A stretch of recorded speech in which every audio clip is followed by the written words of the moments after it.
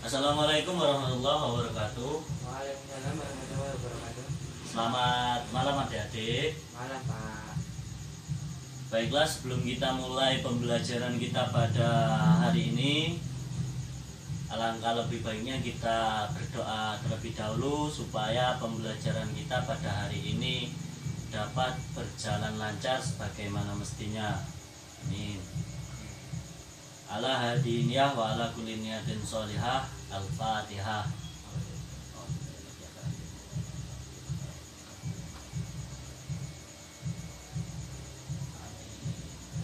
Baiklah. Kemarin kita sudah perkenalan. Terus satu pertemuan untuk perkenalan. Pastilah sudah tahu nama saya semua, dan saya juga sudah sedikit banyak menghafal nama sampean semua.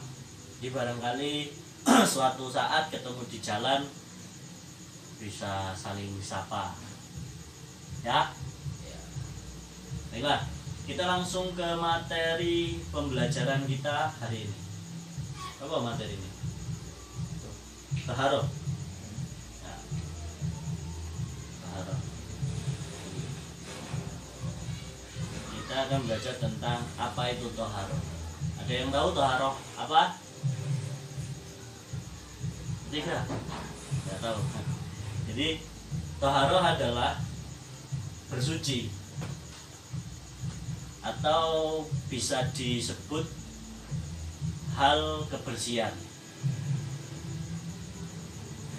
baik itu bersih suci badan, pakaian, ataupun tempat. Nah, bersuci sendiri memiliki peranan yang penting ya. Peranan yang sangat penting. Bahkan saking pentingnya Allah berfirman, wallahu yuhibbul mutahhirin. Allah suka orang-orang yang bersih.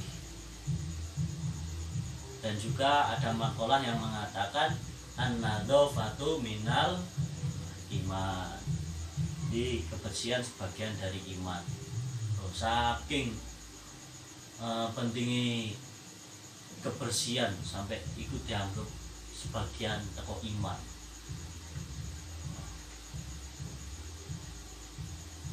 Sedangkan syariat Islam, tuntunan untuk bersuci sendiri itu dinamakan toharoh dalam pelajaran fikih. Tata cara bersuci itu bagaimana. Nah, sedangkan di sini toharoh dibagi menjadi 3 bagian, yaitu bersuci dari hadas, bersuci dari najis, dan bersuci dari kotoran. Nah, kita akan kupas satu-satu. Nah, sebelum melangkah lebih jauh ke sana, kita kenali dulu alat untuk bersuci itu apa. Macam-macam alat untuk bersuci itu apa. Karena setiap sesuatu itu kan pasti ada alatnya. Tapi ojo mikir alat ono alat engko obeng tang saja. Ya iku alat, tapi alat gawe sepeda motor. Lu gawe bersuci rusak kabeh. Jadi dalam syariat Islam, alat-alat untuk bersuci itu adalah satu, yaitu alma. Apa itu alma? Alma itu air. Nah, air alat bersuci yang paling banyak digunakan. Karena kita hidup di Indonesia. Di Indonesia terus gak bingung kalau kekurangan air, karena banyak sekali ya. Kita kan di negara yang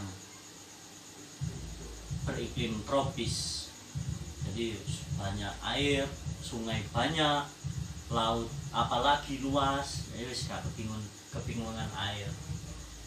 juga sebagai kebutuhan pokok, digunakan untuk memasak, digunakan untuk minum, mencuci, dan bersuci. Kemudian yang kedua, batu. Dalam hal ini, dalam penggunaan batu sendiri itu mungkin lebih banyak digunakan untuk membersihkan ketika buang air besar atau istinja. Dan untuk membersihkan ketika istinja itu pun dalam Islam membatasi jumlah batu yang digunakan, yaitu minimal 3 batu. Bro? 3. Contoh, ini ketika Mas Tommy ini melakukan petualangan di hutan, atau kalau bahasa pramuka itu hiking, lintas alam. Kalau bahasanya anak-anak pencinta alam SMA sana itu survival.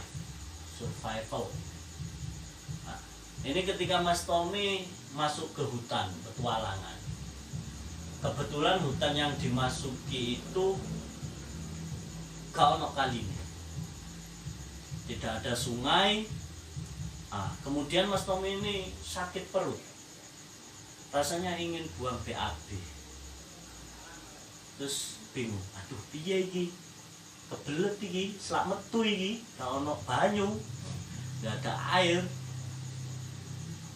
Maka Mas Tommy cari batu, jumlahnya 3. Watu sing kasar-kasar, golek watu sing alus ae. Kok sing kasar-kasar, aduh, ya opo gue rasanya. Cari batu yang agak sedikit besar, jangan saupritnya ini, ojo sing cilik. Iku jenenge krikil untuk batu.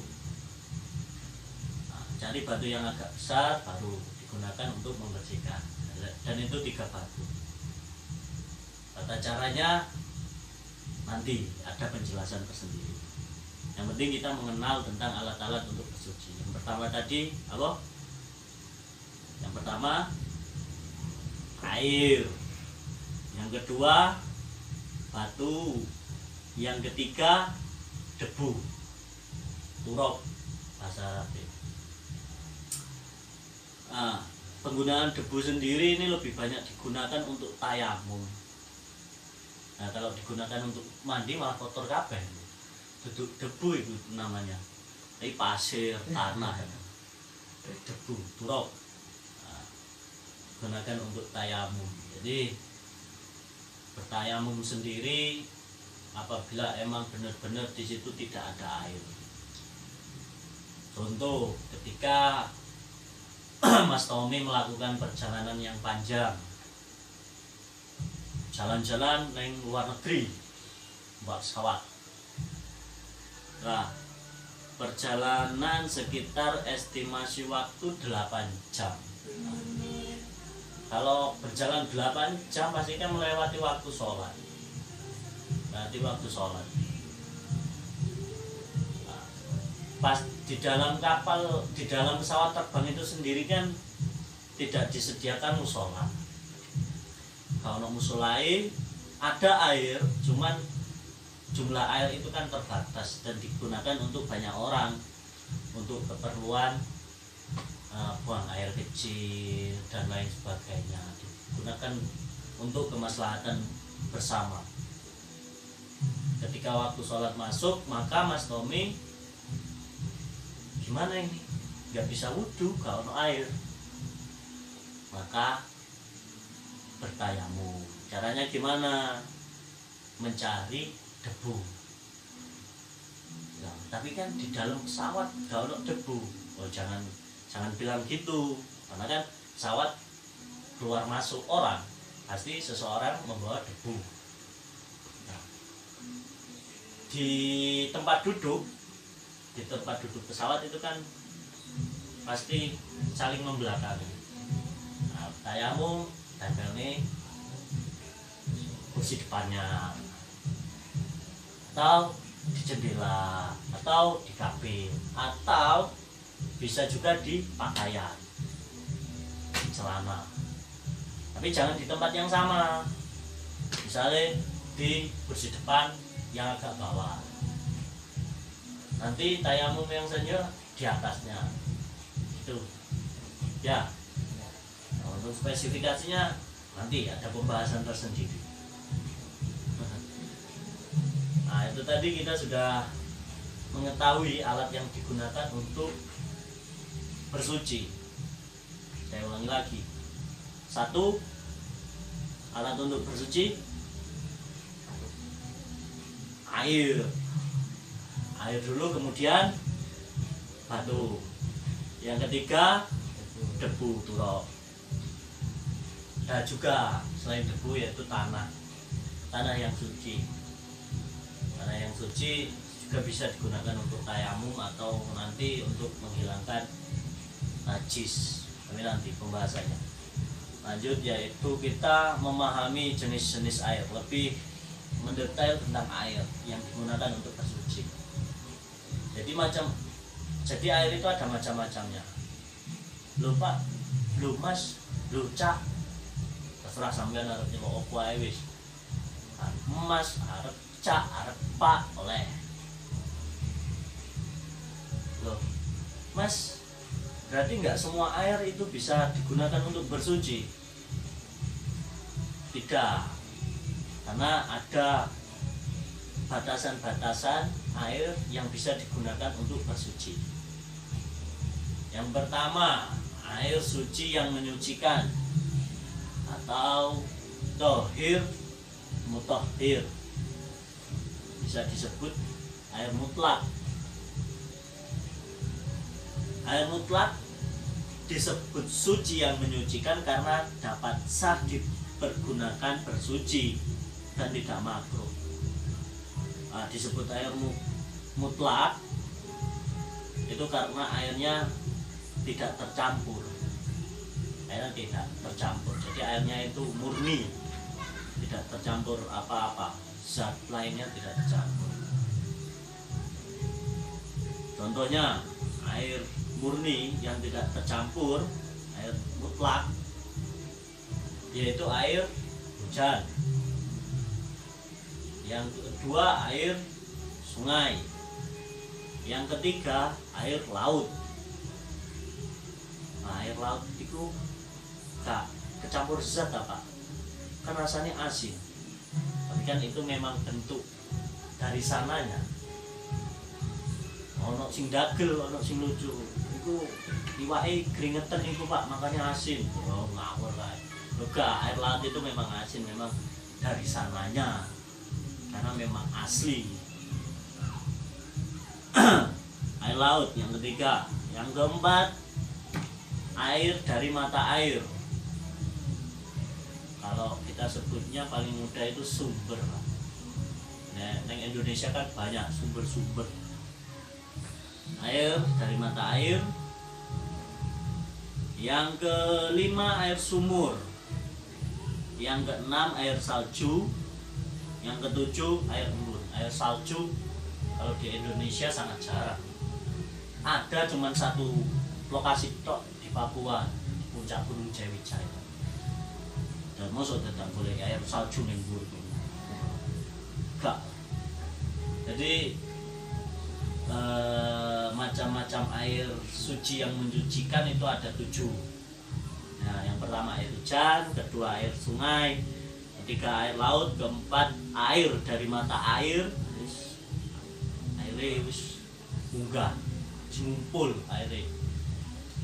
Yang kelima air sumur, keenam air salju, ketujuh air embun.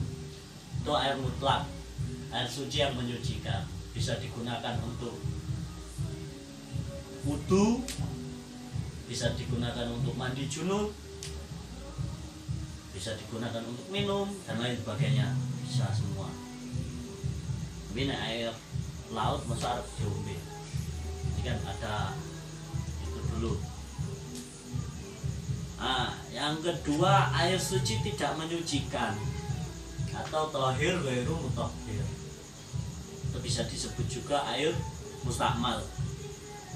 Air yang sudah dipakai digunakan kembali. Contohnya kayak misalnya neng pondok itu ono, di pondok itu pasti ada bak besar ya, ember gede. Nah, ketika ember besar itu mungkin kurang dari 2 kula. Atau bisa juga. Pokoknya ada air bekas itu atau di ember saja lah, di ember.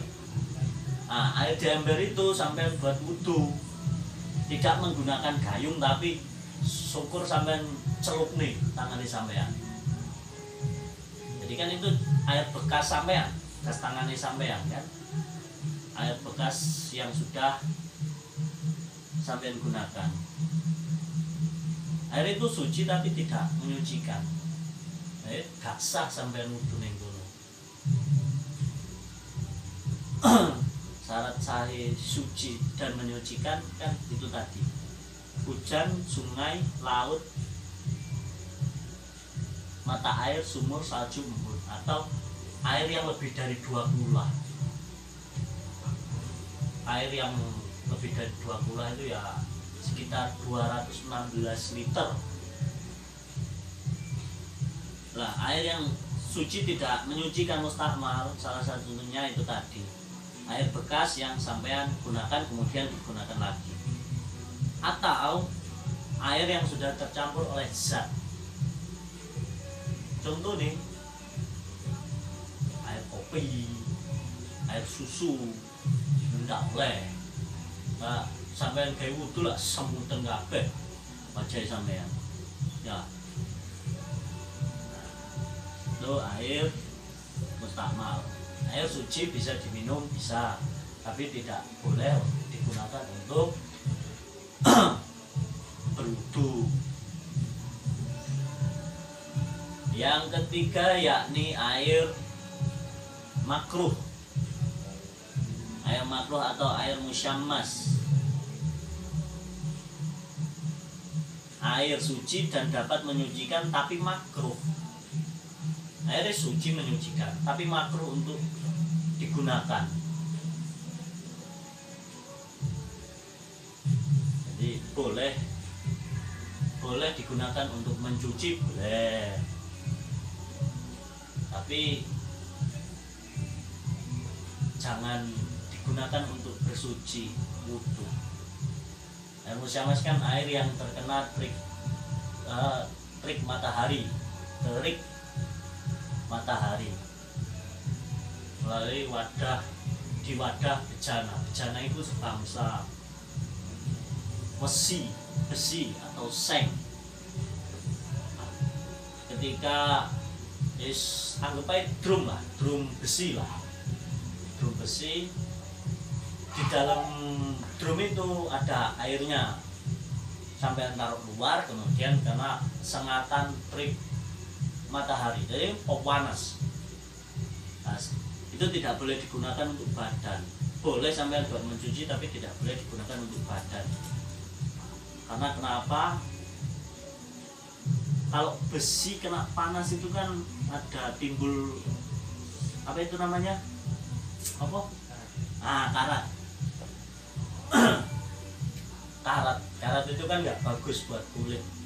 Nanti malah melukai atau mengganggu kesehatan sampean, jadi nggak bagus.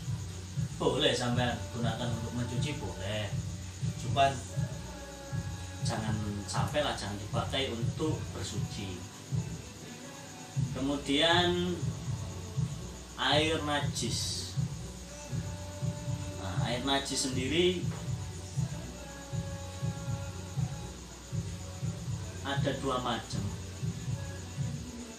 yakni air yang kurang dari 2 kula. Air yang kurang dari 2 kula itu tadi, ukuran kula kalau dibikin liter itu sekitar 216 liter. Bak cilik lah, bak cilik. ember kecil kurang dari 2 kula kemudian kemasukan bangkai, maka itu jadi najis airnya. Karena sifatnya air itu yang pertama bau, kedua warna, ketiga rasa. Kalau warnanya memang asli dari sana nggak masalah, contohnya air kali itu kan biasanya kalau di berantas itu kan butek, tapi itu nggak apa-apa digunakan untuk wudhu, nggak apa-apa karena buahnya kan mengalir dan itu asli, tidak dibuat. Air kurang dari 2 kula kemasukan benda najis, bangkai, jadi sudah baunya sudah kecium, jadi nggak oleh dipakai kayak wudhu bersuci, nggak oleh. Kalau misalnya airnya lebih dari 2 kula Pak Mas Cak, kemasukan bangkai cecek, nggak apa-apa, yang penting itu tadi tidak merubah sifat air. Bangkainya sampean buang kemudian dicium airnya bau atau tidak. Kalau misalnya tidak bau, warnanya tidak berubah, rasanya boleh sampean cicipi rasanya berubah atau tidak, nggak masalah, boleh digunakan. Tapi alangkah lebih baiknya itu dihindari, cari air yang suci saja ya.